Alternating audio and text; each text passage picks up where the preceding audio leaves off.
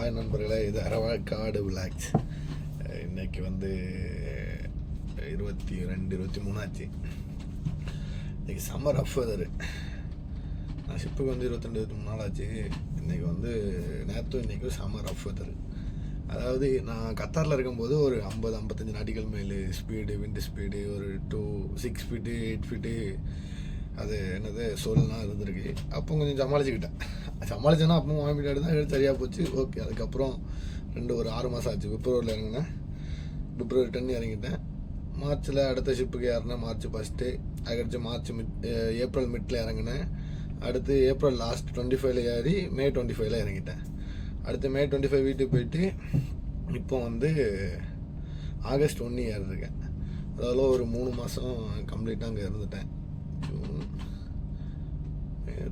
மே June July August August ஏறிட்டேன். அப்புறம் 2.5 மாதம் 65 நாள் 70 நாள் இருந்திருக்கேன். அப்போ இப்போ கப்பலுக்கு வந்து ஒரு 22 நாள் ஆச்சு. நல்லா இருந்துச்சு காம்சி. அதுக்கு முன்னே வேலைஞ்சு எல்லாமே DP1 DP2 வெசல் அந்தளவு ஒன்றும் ரஃப் வெதர் மாதிரி தெரியலை. இங்கே வந்து எப்படின்னா கொஞ்சம் ஒரு 30-35 நாட்டிகள் 48 நாட்டிகள் ஸ்பீடு வர விண்டு இருந்துச்சு. கொஞ்சம் சொல்ல வந்து ஒரு 6 ஃபீட்டு 5 ஃபீட்டு அந்த அளவுக்கு இருந்துச்சு. ஆனால் எனக்கு இவ்வளோ கேப் விழுந்ததுனால இப்போ இங்கே இருக்கும்போது தாங்க முடியல. சிக்னஸ்ஸு, தலைவலி, செம்ம தலைவலி. இப்போ கூட தலைவலியில் தான் இருக்குது. ஆனாலும் கொஞ்சம் சமாளிச்சு இருக்க வேண்டியதாகிடுச்சு. நேற்று நைட்டு 8 to 12 டியூட்டி. செம்ம வாமிட்டு. ஒரு ட்ரிப்பு கேட்டு கீழே வந்தேன். போசன்ட்ட சொல்லிவிட்டு போயிட்டு வந்தார். ஸ்டீரிங்கில் இருந்தோம். அங்கே கக்கிநாடிலேருந்து ஃபீல்டுக்கு வந்து இருக்கிறோம். அப்போது செம வாமிட்டு வந்து எடுத்துகிட்டு ஒரு 15 மினிட்ஸ் இருந்துட்டு மறுபடியும் மேலே போனேன். அதுக்கப்புறம் ஒரு 11:30 போல் 12 மணிக்கு டியூட்டி முடியும். 11:30 போல் முடியலை எனக்கு. சரி, பிரிட்ஜில் இருக்கிற ரெஸ்ட் ரூம் யூஸ் பண்ணிக்கலான்ட்டு போசன்ட்ட சொல்லிட்டு உள்ளே போய் செம வாமிட்டு. பித்தம்னா வெளியே வந்துருச்சு. அந்த மாதிரி செம சிக்னஸ் ஆகிப்போச்சு. அதுக்கப்புறம் அது முடிஞ்சு கேப்டன்னா ஒரு 11 மணிக்கு ஒரு பெரிய காட்டு மிருகம் உள்ளே வந்துருச்சுப்பா, வந்து கத்துது அப்படின்னு சொல்லி கிண்டல் அடித்தார் ஜாலியாக. சரி 12 மணிக்கு வந்தேன். வந்து இன்னொருக்கா வாமிட்டு எடுத்தேன். கையை கொடுத்து அது எடுக்கணும்னு பித்தம்னா வெளியே வந்துச்சு. கரெக்டாகி போச்சு. இப்போ கொஞ்சம் காமாக இருக்குது. அந்த அளவுக்கு டான்ஸ்னால் இல்லை. இப்போ வந்தக்குன்னா இல்லை. பட் இப்போ உங்கள் வந்து கொஞ்சம் காமாயிருச்சு. அதனால் ஓகேங்கிற மாதிரி இருக்குது.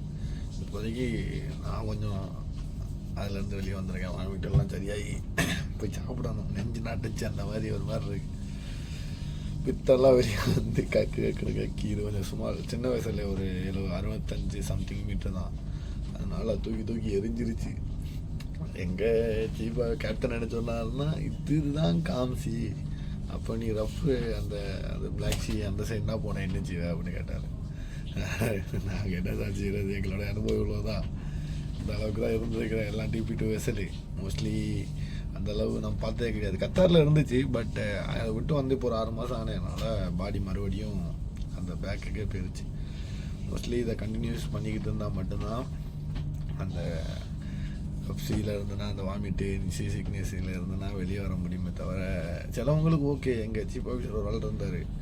ஒரு 50-60 நாட்டிகள் மேல் ஸ்பீடு. நான் ப்ராடு விடுதேன்னா நினச்சிடாதீங்க. நாட்டிகள் ஸ்பீடில் அடிச்சுக்க இருக்கும். வண்டி நான் தான் ஸ்டீரிங் பிடிப்பேன், அவர் உட்காந்துருப்பார். அப்போது நான் ஒரு 8-9 நாட்டிகள் மேல் ஸ்பீடு வச்சுருப்பேன்.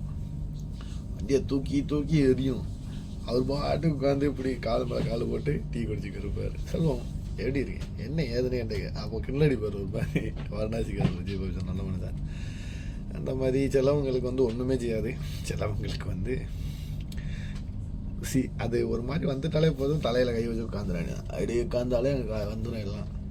மோஸ்ட்லி அதை நினைக்காமல் இருந்தால் சரியாயிரும். கொஞ்சம் வேலையை பார்க்கணும். அந்த டைமில் கொஞ்சம் வேலையை பார்த்துட்டோம்னா, அந்த ஒரு நினப்பு இல்லாமல் வேலையை பார்த்துட்டோன்னா அப்படியே சரியாயிரும். அதனால் சிக்னஸ் வச்சுன்னா பயப்பட வேண்டாம். கப்பலுக்கு வரவங்க அது அந்த மாதிரி small vessel, research vessel, PSV vessel, அதுக்கப்புறம் ATHT, அதுக்கப்புறம் அந்த மாதிரி சின்ன வெசல்னால் MSV, அந்த மாதிரி சின்ன வெசலுக்கு வரவங்கன்னா, ROV அந்த மாதிரி வெசலுக்கு வரவங்கன்னா கொஞ்சம் சிக்னஸ் இருக்க தான் செய்யும். கொஞ்சம் சமாளிச்சுக்கோங்க, ஒரு வழி இல்லை. சில நேரம் சீஃப் ஆஃபீஸர் செகண்ட் ஆஃபீஸருக்கு கூட வாமிட் தான் இருக்கும். அது வந்து அவங்க பாடியை பொறுத்து. அவங்க எக்ஸ்பீரியன்ஸ் இருக்குது, அவங்க பண்ணிட்டாங்க அப்படின்னா நம்ம அதை குறையாக தான் இங்கே பேசுவாங்க. பட் நீங்கள் அவ்வளோ பெருசாக எடுத்துக்கிட வேண்டாம், எல்லாம் சரியாகும். வேறு எதுவும் கேட்கணும், இதை பற்றி எதுவும் அப்டேட் சொல்லணும் அந்த மாதிரி இருந்தால் கேளுங்க, நான் கன்ஃபார்ம் சொல்ல இதுக்கு பார்க்குறேன். ஏன்னா எனக்கு தெரியாட்டி என் கூட 2-3 ஃப்ரெண்ட்ஸ் இருக்காங்க, அவங்க 4-5 ஷிப்பில் அடித்தவனு. ஒருத்தனா 28 மாதம் கேடட்டாகவே இருக்கிறான். அவனுக்கு இது எனக்கு ஏதாவது சந்தேகம்னா அவன் தான் கேட்பேன், மச்சான் இது எப்படின்னா ஓகே அவன் சொல்லிக் கொடுப்பான். அவன் வந்து மும்பைக்காரன், மும்பை சைடு நார்த்து, சொல்லிக் கொடுப்பான். அந்த மாதிரி நிறைய விஷயங்கள் இருக்குது.